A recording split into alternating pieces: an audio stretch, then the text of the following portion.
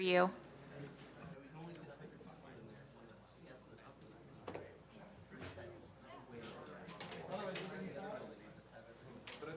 Can you hear me okay, Carrie?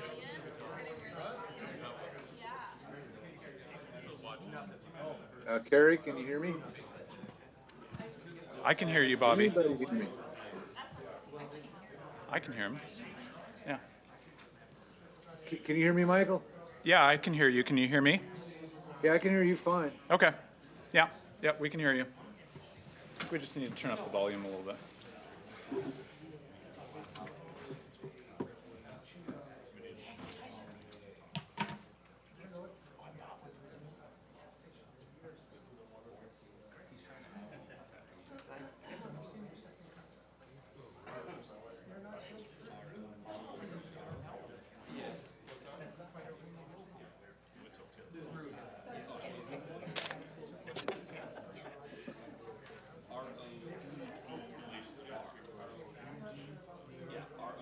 Talk about it, but no.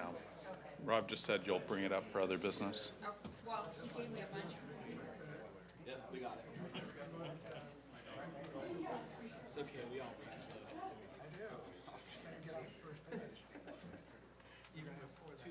I got that sweet spot, so first page, that second page, I'm in it, there's no sleep. I gotta read the first page 4 times.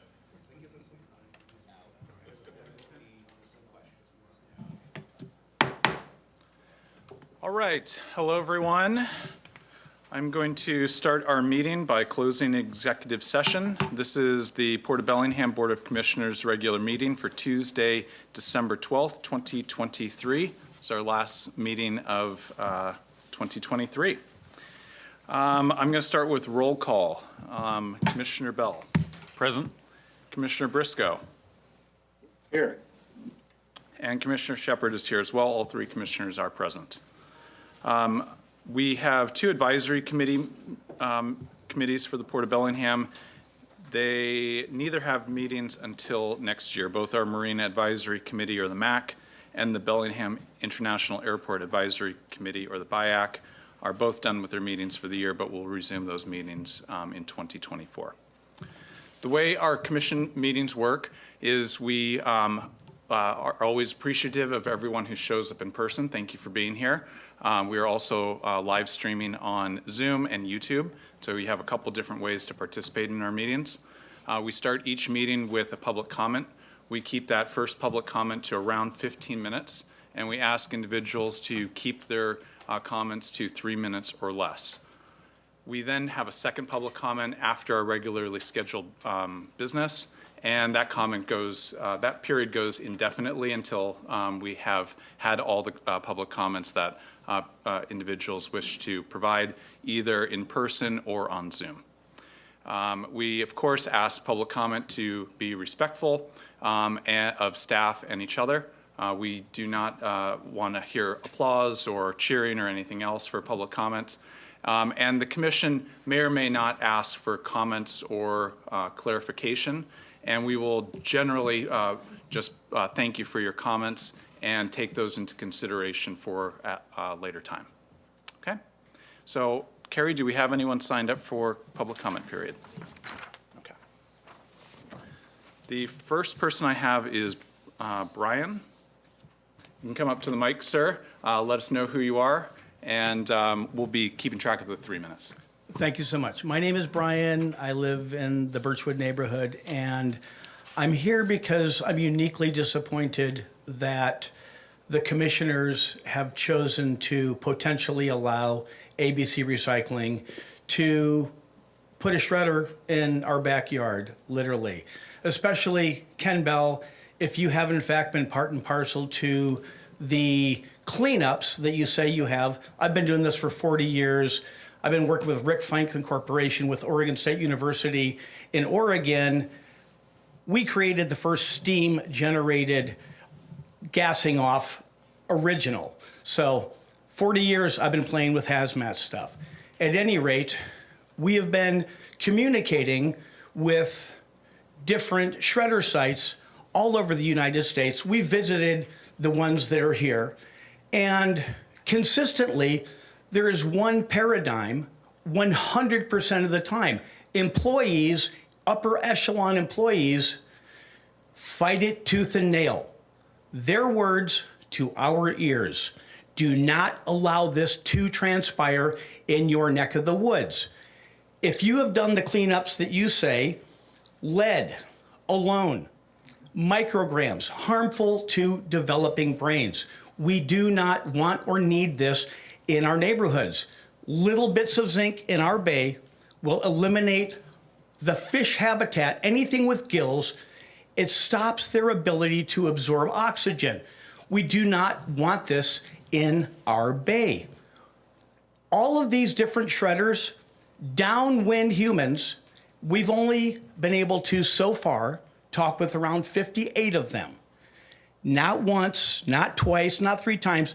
Everybody downwind of a shredder, hospitals, and this is all verifiable, every one of these shredders downwind, the upticks in issues with lungs, dermatological issues, and on 100% of the time, simultaneously. Every single one of these places that have been contacted so far has issues with their layers of the DOE, EPA, DEQ. Not 1 or 2 or 3 or 4. Every single one of them. Fines in place, nothing happens. If you don't want to be willing to understand that basic practices by the DOE, the EPA, the DEQ, again, I've been part of Superfund site cleanup. It's all empty. The only way something happens is when our community steps up and says, Afangu, you guys have screwed up, and now we're coming at you. Okay. The 3 minutes is up. I Thank do you. thank you for your testimony. Yeah. I do want to just clarify, the Port of Bellingham doesn't have any regulatory role in the proposed project on Marine Drive. We don't own the land there, and we don't regulate that project. It's ultimately the county council and Whatcom County government that will have to determine if a permit is issued and if that project is approved. I do appreciate you sharing your opinion with us, but we don't have any authority to either promote, to see that project to completion, or to reject that project. So I do appreciate, we do, and it is an issue we've heard about, but the county council is the one that is best able to determine the final land use for that piece of private property. Right. And I hope that you can all live with your conscience should this be built. Thank you. Thank you very much for your comments. I'm also going to, because I don't think you heard that, we don't have anything to do with the shredder. And if had it been me, I would not have cited it in that location. But that's just Ken, having been in this business. We have responsibility for the shipping terminal, but that was a decision by the company to go purchase private property, get their own permit to do that operation. It is completely separate from the port. And again, like I said, if it had been mine, I wouldn't have done it there. I'd have gone and bought one of the existing recyclers and gone out on the Guide Meridian, quite frankly. But I do understand exactly what's involved in this cleanup, and I understand your concerns completely. Yeah, thanks for your comment. Next on my list is Lisa Adam. Well, okay, so having said Please, that. please introduce yourself for the record. Okay, my name's Lisa Adam. I'm also a Birchwood neighbor, and I sent a letter, I think, to the Port Commissioners this morning about requesting a SEPA review, which is apparently something you do have control over. I believe, well, that certainly doesn't appear to be what I have read, that you guys are in control of whether a SEPA is required or not, and you've chosen not to pursue that. So I'm going to encourage that. Okay, you'll have a chance to talk about that. So I think that is owed the community. And then you can talk about what the process is and who we talk to about that. Obviously, the letter that I generated today went to the DOE, so if that's them, then they have that letter. I just wanted you guys also to know what the community is in support of and wants. I'm going to read a couple things. I've educated myself quite a lot about metal, and even if you don't have anything to do with this, I want to read this because this is what I brought to be discussed. I've done public records requests for fires at metal shredding and metal recycling facilities. So I'm going to read you a couple of choice ones from one in Seattle. Fire, this is from September 22. Fire and scrap metal pile. Extinguished with master streams, including deck gun, ladder pipe, and fireboat streams. Long duration incident. On-site equipment operator removed burning materials from pile to assist with extinguishment. I've seen this on videos. It's not a pretty sight. I wouldn't want my employees to have to do this. So this is what I'm anticipating is coming to our neighborhood. Same year, 2022, July 19th. Fire and scrap metal pile at recycling plant. Extinguishment by master streams from engines, ladder trucks, and fireboat. On-site personnel utilized to move, break apart pile with heavy equipment. This is June of 2022. E27 responded to a different address for a report of smoke. Saw a column of smoke with fire coming from 601 South Myrtle Street, metal recycling facility. A large pile of waste metal was on fire. Upgraded to full response, attained a supply, and began suppressing efforts with deck gun. That's what we're up against. Okay. Thank you for your comment. And we did receive the earlier email. Our staff is working on a reply. I promise we will get a reply out. appreciate it. And I do appreciate you I'd taking like- the time yeah, to come. That took 2 months for the first reply, so a little quicker response would be awesome. 'Cause Thank you. We don't have a lot of time for this. Appreciate it. Thank you. I would like to say something, Commissioner Shepard. Please. Once again, I wish you folks, you're doing a lot of research, and I understand why. I understand you're upset about this, and I get it. I get everything you're saying. But once again, the Port of Bellingham has no jurisdiction over where ABC puts a metal shredder or if it's accepted. And I would concur with Commissioner Bell. That would not have been my first choice to put it where they're trying to put it. But we do not have any authority in any manner to stop them. It's the county that decides, and the SEPA process, they're gonna have to go through it. This was discussed at the county council meeting. They have to go through a full SEPA process on that site before anything is allowed to be done by the Department of Ecology. So I understand your frustration, but understand our frustration. We're getting a lot of emails about something that we can do nothing about. We're in the shipping business. We're shipping recycled metal. We're not shredding metal, and we're not gonna own a shredder, and we're not gonna be part of a shredder. So I wish the public would understand that. That's all I have to say. Is there anyone else in the room who would like to provide public comment? Please. My name is Jake Foster. I am also a Birchwood neighborhood. I live there, so it's a good neighborhood. But I think a lot of people are blowing all this out of. It's an industrial zone. It was originally made for industrial stuff. I don't know if I would have picked the site. I'm not a professional site picker for industrial stuff, but I mean, it seems a little close. But I mean, that was doing industrial stuff since I was a kid till it shut down. Also, that park that we have down there, I remember playing down there. That was an industrial site for a cement plant. Loud noises all the time. And so I'm all for it, and I'm from the same neighborhood. So thank you. Okay. Appreciate your comment. Anybody else in the room for public comment? Okay, do we have anyone on Zoom wishing to provide public comment? You can raise your hand or turn on your mic.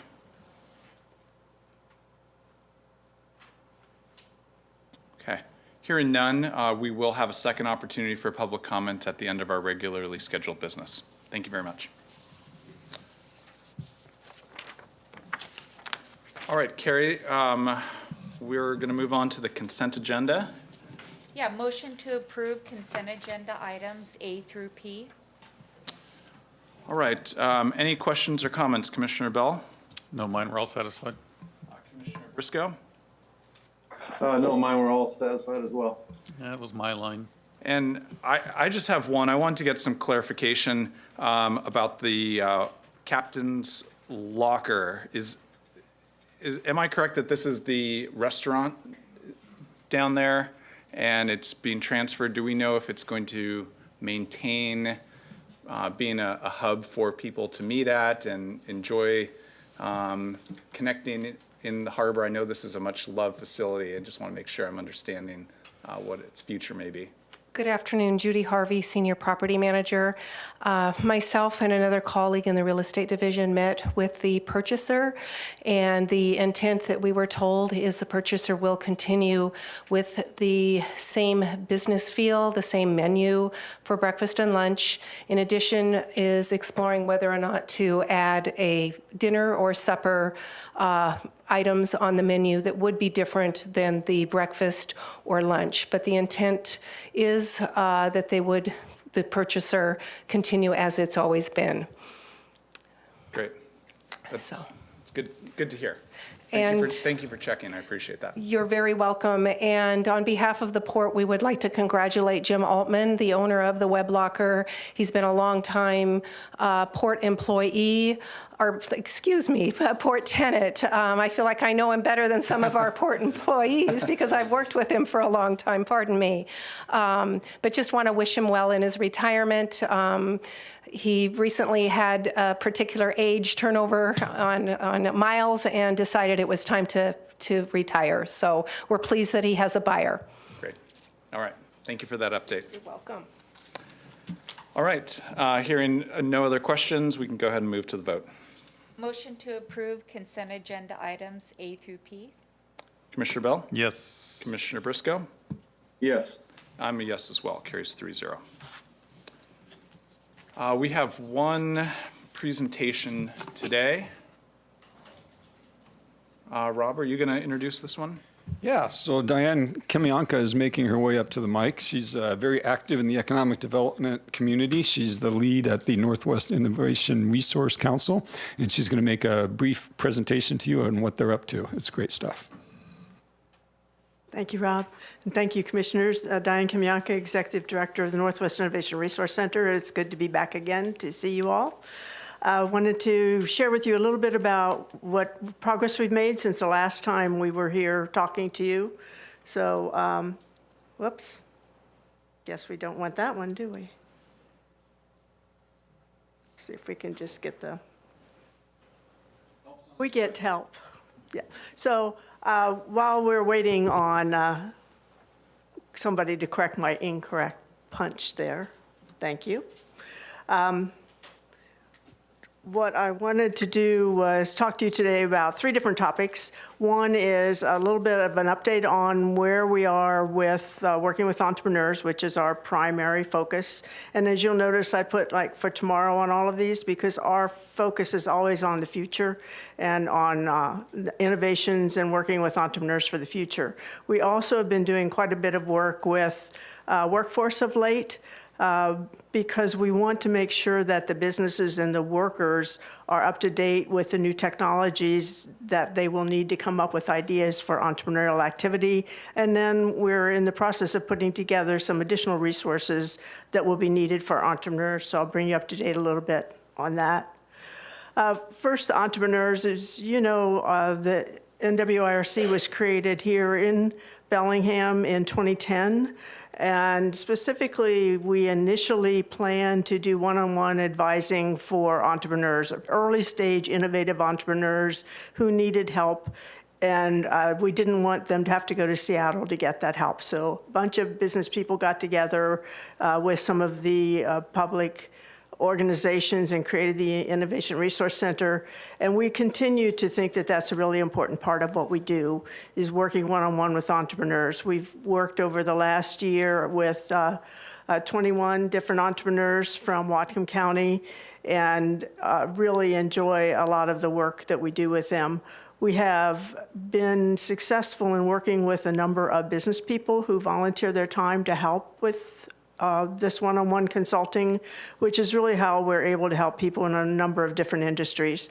So year to date, we've had over 4,000 hours of volunteer hours from individual businesses helping the individuals.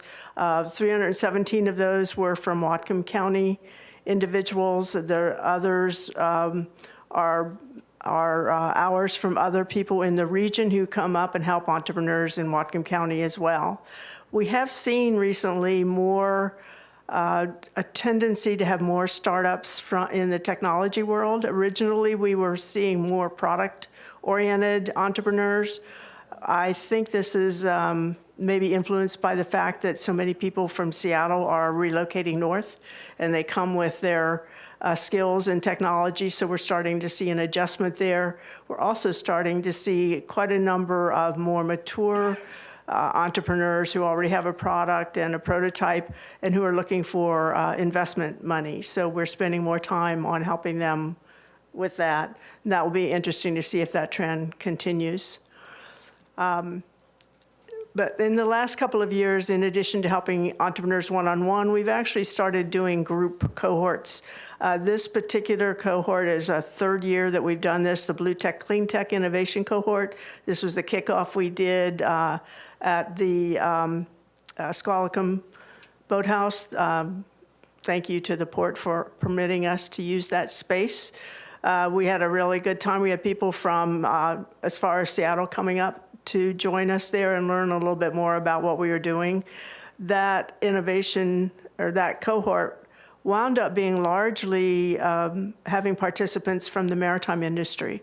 And I thought it would be interesting for you to see one of them as an example of what the level of entrepreneurial innovation that we're starting to see. This particular startup, Astraeus Ocean Systems, is started by an entrepreneur who is a PhD in spatial research. He works for the organization called SETI, the Search for Extraterrestrial Intelligence. And they have a lot of technology that they want to apply to research in the sea. So his interest is really in data. So this device that this vessel that he's created is actually an autonomous vessel that can get data from the sea and process it immediately and provide it back. It's actually quite an interesting opportunity. They're Yes. looking for ET in the sea, is basically what you're telling me. No, they're looking right now for data that would provide value to the maritime industry in real time, so that they don't have to worry about thinking things. But they have a lot of research that they think is applicable. I know I try not to smile when I say that, but it's very interesting, actually. I get mixed reactions from that because they're very smart people. So we'll see what happens. Just don't show this to my wife. It'll spur an entire All right, we'll keep that. conversation I don't want to have. But it is interesting to see the innovations in, he actually has a movie of this vehicle going in Lake Whatcom remotely, and it can be programmed autonomously and driven and led and process data from miles and miles away. So it has some interesting potential, let's put it that way. He's looking for an investor, so if you have interest, Commissioner. So switching a little bit to our workforce, as you know, we've put quite a bit of effort over the last few years in data analytics because data is such an essential part of what we're doing in terms of artificial intelligence, machine learning, et cetera, and then that's really blossomed over the last few months with the recent focus on AI. So we are putting together programs that help both small businesses with the workshop to understand how to use data properly, because most people think of it as just record keeping or a measurement of did we meet our objectives, that kind of thing, and they're missing the real value of data analytics in the intelligence it can provide us for making decisions or using the facts and the research that comes from analyzing data for making better decisions, products going forward. There are individuals that are that are using it in the maritime industry quite a bit in terms of shipping, et cetera. And in addition to that, we also have the boot camp, which is the training for being data analyst. In terms of the workshop, we've hosted 6 workshops for businesses in addition to doing some special one-day workshops for groups of people. We've been asked to do quite a bit of work in data analytics by the nonprofit community. We're working with Mari at the Community Foundation because they need data to analyze interesting things. They came up with a list of things that they would like to research, things that I hadn't thought about a lot to do with transportation. Transportation needs for matching how the individuals who have childcare needs, where they live versus where the new childcare facilities are being installed, and how the parents have in getting their child to the right places, et cetera, becomes a transportation issue, and then a workforce issue as well. So it's been kind of interesting to look at all of how that would work. So we'll be doing that more next year. The data boot camps, we have actually an 87% completion rate of people graduating from that, which is pretty high for a government-sponsored program. And then we go the extra step in helping them get jobs.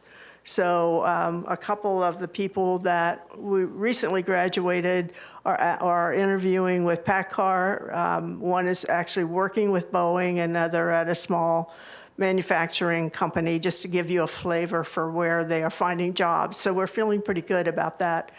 Also have quite a few of the recent immigrants from Ukraine and Afghanistan who are going through the training programs, and that's allowing them to find a career path in the U.S.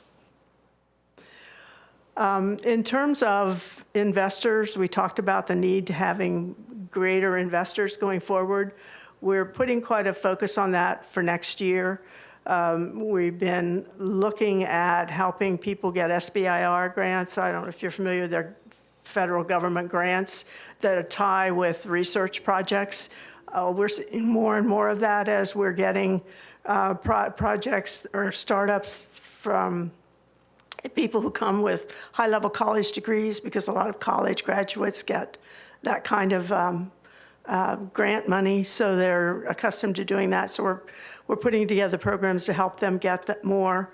We're also, rather than just getting investors to provide funding for individuals, we're putting together mentor pools that will not only be investors, but can give them business advice as well, because sometimes the worst thing you can do is give an entrepreneur money, because it's just a route to failure. And so you really want to give them solid advice as well. Plus, we're having quite a few conversations with the Bellingham Angel Groups about how to work together with them. The other thing, excuse me, we've talked the last time I was here about the Innovation Center network up and down I-5. I put this up here even though it doesn't reflect Whatcom County yet, primarily to let you know the progress that we've made and what we're looking for in Whatcom, so that hopefully as you guys are working around the neighborhoods and you see an opportunity that may be the right fit for us, you can let us know. So we have an innovation center in Everett, which is in downtown Everett. That's one that has been there for several years. We're opening an expanded one in Arlington. It's a block from the airport. It's at the Opportunity Zone there. It's also part of their Cascade Industrial Center. It's about an 11,000 square foot building that's owned by the city. We have federal money coming to do the renovation for that.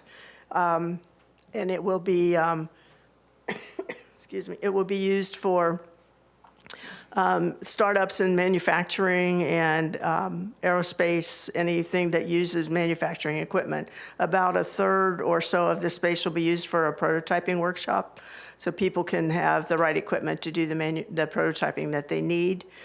We also have one, I didn't put it on here, but it's in the Swift Center in Cedar Woolley, it's property that's owned by the Port of Skagit. It's a space that's just under 10,000 square feet. That one, the prototyping workshop will have circuitry, electronics, robotics, that kind of some AR, VR type activity. And the two together work. So if you want to use one, you can use the other. What we're looking for in both of those situations, the building is, we don't view it as a real estate play. We view it as a hub for creating innovation. Some of the initial users we have lined up for Skagit County, for example, already have plans for expanding. They're relocating from other areas, starting their business there and expanding into other spaces within the Swift Center, which is, is a 225-acre space. So we haven't quite found that right type of setting here to where it's more of an innovation campus, if you will, so that what we do can be viewed as part of building something greater. There's a lot of buildings, but they're just a building. They're not part of a whole mission. So we'll keep looking. We're talking to some business people as well to see if we can find that. But any suggestions you guys have, please let me know, and because we're kind of missing a key part of what we want in that network. So anyway, that's my update for now. If there are questions that you have, I'd be happy to answer them. Well, great. Thank you, Diane. It's nice to have you back. Questions or comments? No, wonderful, thanks. I'm sure I'll have more, but I know where to find you. Yeah, you do. All right. Thanks, guys. Diane, I just wanted to mention, we do kind of keep a catalog of good ideas that people have when we're thinking about new development opportunities at the waterfront district. That is one area that we do have capacity for new build out of space, and things that are generators for new ideas in the community, new employment directions, these opportunities for startup incubators. Those are all things that I think are interesting for us to consider as we're programming some of those buildings. It's not going to be tomorrow. It's not going to even be next year for the most part, but those are some future pathways we can keep in conversation on. Yeah, that would be great, especially since so much of what we're seeing up here is in maritime innovation. Yeah. Would be a good fit. Yeah, I think so. Great. All right. Thank you all. I'm looking at both Brian and Elliot, who kind of lead some of those projects going forward, to make sure we're thinking about that. There happen to be some buildings available today, so I'll get that. Okay, well, we'll connect you with our real estate team as well. Commissioner Briscoe, did you have any questions or comments for Diane before she takes off? No, I'd just like to say great job, and thank you to Diane and her staff for the things they do, and the businesses and entrepreneurs they help. Very good work. Thank you. All right. Thank you very much. All right, Carrie, we're going to move on to our action items. All right. Motion to appoint commission officers to serve as president, vice president, and secretary for the Port of Bellingham Board of Commissioners for the 2024 calendar year. The Port proposes the following recommendations based on past rotations. President Ken Bell, Vice President Michael Shepard, and Secretary Bobby Briscoe. Okay. Any discussion, Commissioner Briscoe?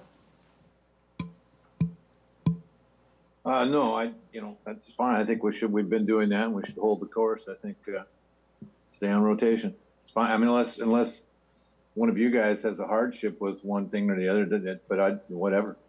I'm easy. Quick smiling, Ken. You should not have cracked that door open. No, I'm fine with that. Okay, I am too. Okay, and I just read the motion. You want me to read it again, or you want to vote on it? We can just move and vote. Okay. All right, Commissioner Briscoe? Yes. Commissioner Bell? Yes. I'm a yes as well. Okay. And then the second item, motion to appoint the following Port of Bellingham commissioners to serve as trustee or board members for the following organizations during 2024. Whatcom Council of Governments, Washington Public Ports Association, Whatcom County Economic Development Investments. So in 2023, for the WCOG, Bobby was primary and Michael was an alternate. For the WPPA, Ken was a trustee, and Bobby was an alternate. And for the EDI board, Ken was primary and Bobby was alternate. We can mix those up, or you can stay in the same, be the same trustee or board member as in 2023. I'd propose we stay the same unless anybody has any, wants to rotate. No, I was actually going to make the case for that because I'm starting to develop some pretty good relationships with WPPA and the EDI board members, so it makes sense to maybe maintain that continuity. I would concur with that. I think the connections made over the last year and or more, I think are important, and people kind of depend on that. And I think when there's stability like that, it works better for everyone. So I agree with both of you. Okay. Okay. So motion to keep same trustee and board positions as approved in 2023 for the 2024 calendar year. All right, sounds good. Thank you. We'll go ahead Vote on and that? vote on that. Commissioner Briscoe? Yes. Commissioner Bell? Yes. I'm a yes as well. All right, thank you, Carrie. We're now going to, our next item is to, we're going to recess the public meeting and open the Industrial Development Corporation, or IDC, board meeting. And Carrie, you are going to lead us through the Sure. items 1 through 4. So 2024 appointment of officers for the Port of Bellingham IDC Board. Historically, officers coincide with officers of the Port of Bellingham Board of Commissioners. I make a motion to appoint officers to coincide with the approved 2024 Port of Bellingham Board of Commissioners and appoint CFO Tamara Sobjak as treasurer for the Board of IDC officers for the 2024 calendar year. Just a point of clarification. Carrie said she made a motion and she can't make the motion. One of you has to make the motion. Oh, sorry. Okay. I will make the motion that we appoint officers as described by Carrie. Okay. Is that enough? Yeah, okay. I All right. second that motion. The motion has a second, and we'll move to vote. First, any discussion? I have none. All right. Hearing none, Commissioner Bell? Yes. Commissioner Briscoe? Yes. I'm a yes as well. Okay, so the second item is to establish the date, time, and location of the IDC meetings for the 2024 calendar year. Okay. All motion to hold IDC meetings at the Harbor Center building, at the Port Administration Office, on as-needed basis in conjunction with the Port of Bellingham Commission meetings. I'll second that. Okay. Any discussion? I have none. Hearing none, we'll move to the vote. Commissioner Bell? Yes. Commissioner Briscoe? Yes. I'm a yes as well. All right, and the next item is to adopt the minutes of the December 6, 2022 Industrial Development Corporation meeting. I will motion that we adopt the minutes of the IDC Corporation, or IDC meeting held on December 6, 2022. Second. Any discussion? I have none. Hearing none, we'll move to the vote. Commissioner Bell? Yes. Commissioner Briscoe? Yes. And Commissioner Shepard's a yes as well. Item 4. Okay, authorize a 2024 budget for the Industrial Development Corporation, IDC, totaling revenues and expenditures as outlined in the attached budget, authorizing the IDC treasurer to approve the distribution and payment of the IDC funds in conjunction with the budget. All right, I'll motion to authorize a 2024 budget for the IDC as outlined in the budget and authorize the IDC treasurer to approve distribution and payment of IDC funds in conjunction with this budget. Any discussion? I have none. Hearing none, we'll move to the vote. Commissioner Briscoe? Yes. Commissioner Bell? For all $7,600. And I'm a yes as well. Okay, that concludes any additional comments or questions related to the IDC meeting. I have none. Okay, Before you close it, I'll just, because Commissioner Bell made that comment, that used to be a significant source of income to the tune of $400,000 or $500,000 a year because the IDC used to issue industrial revenue bonds. That quit when interest rates dropped because the difference between rates you could get without being tax exempt were not much different from tax exempt. We're starting to see that flip a little bit. So our Economic Development Department, John Mitchner in particular, is out there trying to market that program again and see if there's an appetite for it. all right, well, please let us know if it gets more traction. I didn't mean to minimize the importance of that.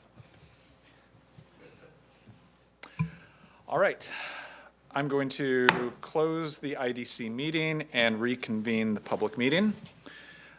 We have reached the end of our regularly scheduled business, so I'm going to make a second call for public comment for those in the room. Oh, did I miss something? Dave just said that nobody signed up. Oh, no one has signed up. I will make an offer for anyone who would like to provide public comment to come to the mic. Dan? Hey, Dan Tucker with the Whatcom Working Waterfront Coalition. I just wanted to say a couple of appreciative thanks, in particular to the coalition, to the commissioners, and to Rob Fix for approving our recent lease modifications, allowing our Working Waterfront Services and Coalition and Foundation to move in together under one Working Waterfront office now. So we really appreciate you guys doing that for us, and we're really excited to have the new space. Encourage you to drop by and say hello for us, to us. As well, I'd like to appreciate your allowing Adrian to work with us, or allowing me to work with Adrian, rather, on the DARA grant, the Diesel Emissions Reduction Act, hopefully get our fishermen some relief for some engine upgrades. So I really appreciate you guys being able to bring us in on that and let us help out. Thank you. Thanks, Dan. Anyone else in the room?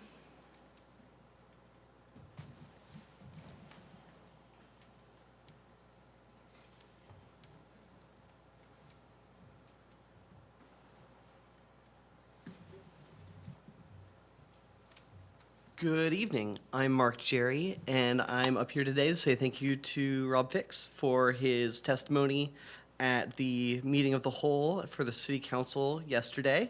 That was really great to hear how things are progressing down at the port and for future plans that are going forward. So I appreciate that sentiment.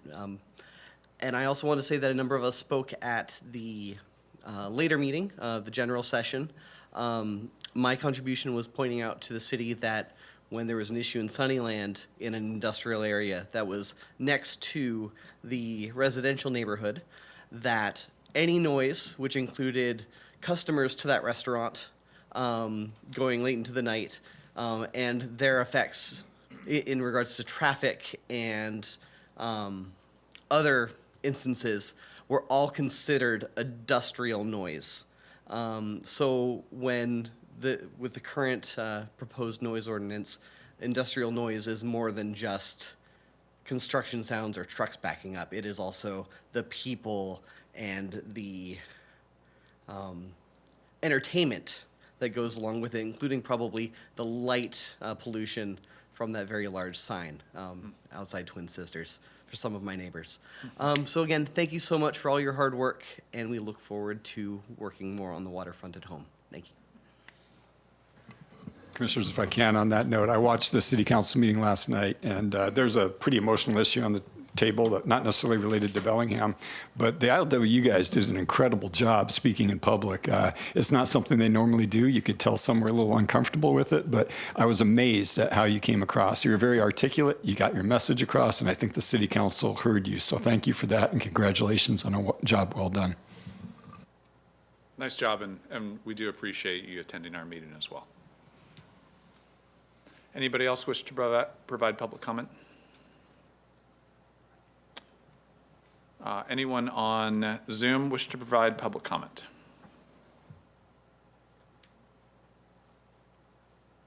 Okay.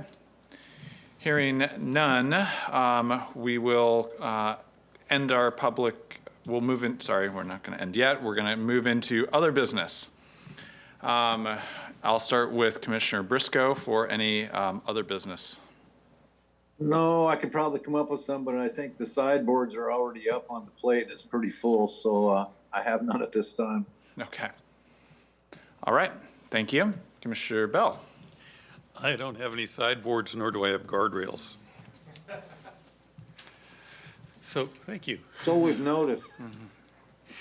So I've got a couple of things. First of all, I wanted to report that I did go to WPPA annual meeting last week, was it? Yeah. And I did something different. I rode Amtrak down to Vancouver.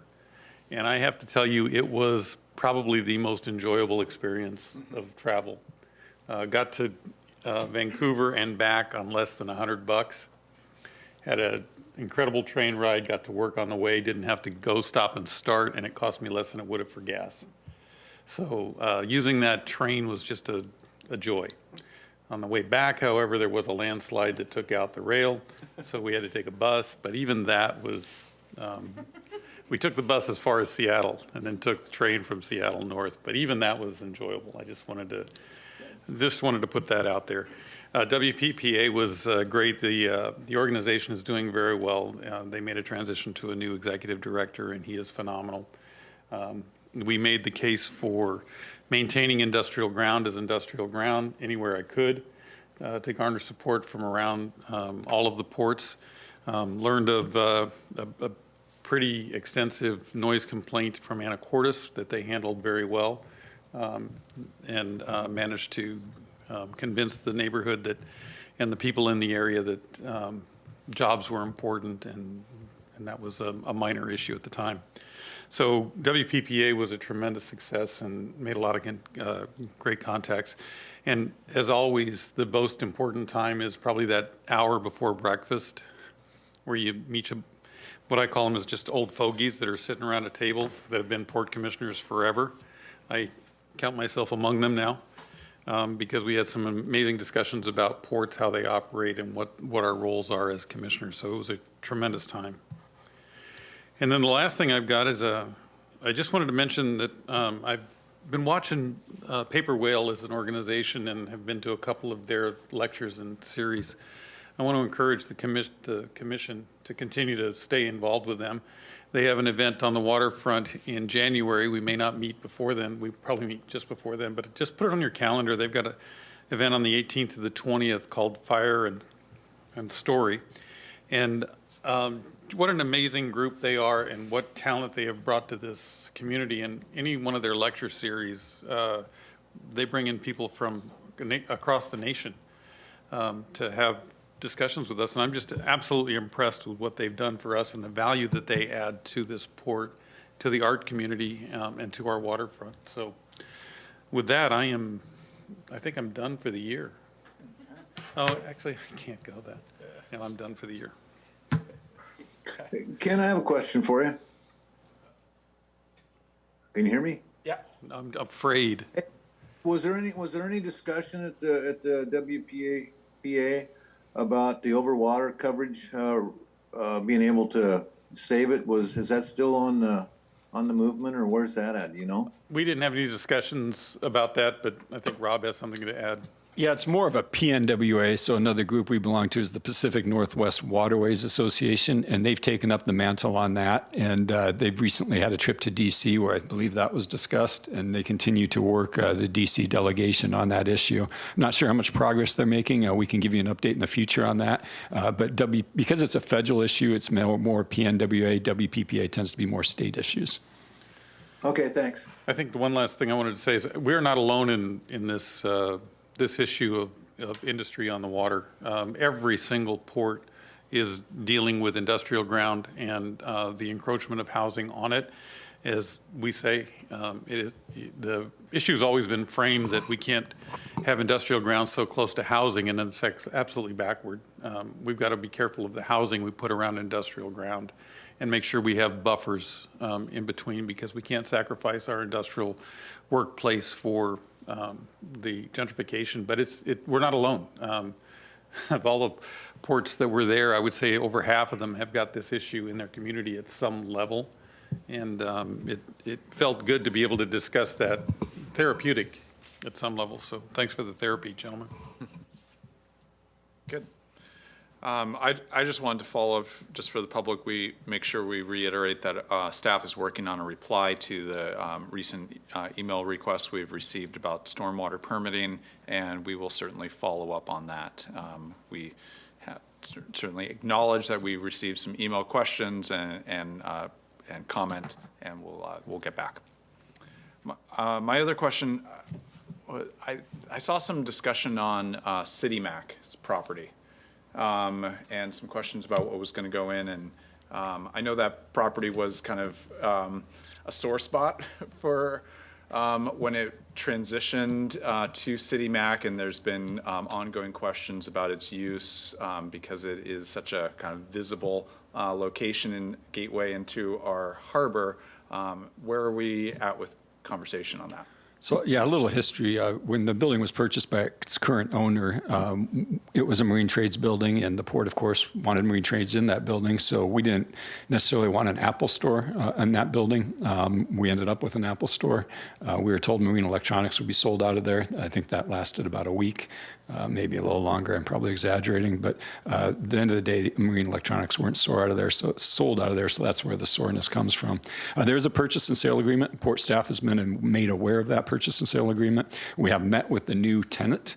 We're going to bring that to you in the future and have a discussion about whether you think that use is appropriate. It's more marine trades than is there today, but it's less than what was there in the past.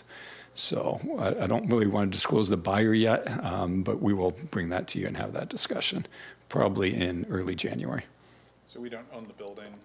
We own the land, but not the building. That's correct. No, that's correct. The building is for sale, yeah. You know, it's not a far leap to be more marine trades than what's there now. I'm well aware of that. Very low Yeah, bar. Thank you. I'll just, say you can expect that, we're interested in seeing it have as much marine trades as possible, given its location and its high visibility. We figured. Yeah, I thought so. So we'll just make that No, thank you for apparent that. again. Yeah, thank you. Business, do you know? I don't know if he's moving different location or what's going on there. I don't know if Elliot knows more. No, we don't really know what Troy's doing.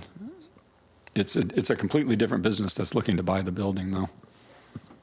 Yeah, I'd like to chime in on the fact that I want to see way more marine trades than what's been there. And it's not a boat storage parking lot as far as I'm concerned. That's where I'm at. Thank you, Commission. I'll take your input. All right. Good. Any other? Carrie items? has an item. Oh, Carrie has an item. Yes, thank you. Yeah. I have an item. Motion to approve international travel for the Director of Aviation, Kip Turner, to attend Routes Americas in Bogota, Colombia, occurring March 19th through the 21st, 2024. So this came in a little late to make the agenda. We wanted to get from you now to save money on airfare. If we wait till January, then of course the airfare is going to go up. This is a very important routes development conference. I think it's imperative that we be there so that we can continue to develop new routes and obtain new airlines. Okay, so this can lead to our ongoing efforts to secure routing to strategic destinations, Correct, including international travel. including international travel. Okay. All right. I'd have to ask, is Kevlar bulletproof outerwear included in this deal, or how on that? Do we need a motion? It could be outerwear. I just read the motion, but I can read it. Oh, okay. Carrie, make a motion? You said Well, earlier Carrie couldn't make a motion. Where we got hung up earlier, she said I. She said I move that this is, and she, just saying a motion. Carrie has That's that a motion. one letter. There has a motion to read. It's Got one it. letter difference, but it makes a huge difference. We don't want to get sideways with the auditor. We got it. Okay. Carrie has read the motion, and we will see if there's any discussion. Any questions? No, Kip found us $300,000, I heard last week, so he's my hero. Okay, Commissioner Briscoe? Yes. Oh, okay. no, we're voting. I'm I was sorry. asking for discussion, but, that's fine. I have no discussion. All right, so formal vote. Commissioner Briscoe has already chimed in with his yes. I'm a yes. Commissioner Bell's yes. I'm a yes as well. Enjoy Bogota. Okay. Okay. Any other items for other business? Hearing none, we'll thank you again for attending our meeting. Wish you all happy holidays and Happy New Year. We'll see you in 2024. Merry Christmas to everyone.